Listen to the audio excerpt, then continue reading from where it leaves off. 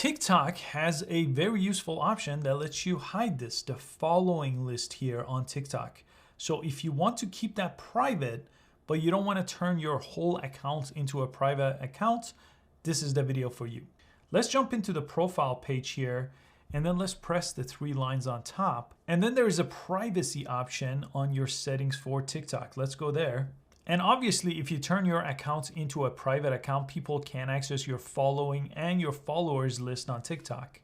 But in my case, I don't want that. I create content, I need a public account. But right here, following list is an option that you could turn off, right? So you could click this and you could change who can see your following list from everyone to just you. And it says choose whether to publicly show your following list. If you select only me, other users will only see your mutual friends. That's it. And it's that simple to hide your following list here on TikTok for privacy. I hope you found this useful. Make sure you give it a thumbs up, and I'll see you next time.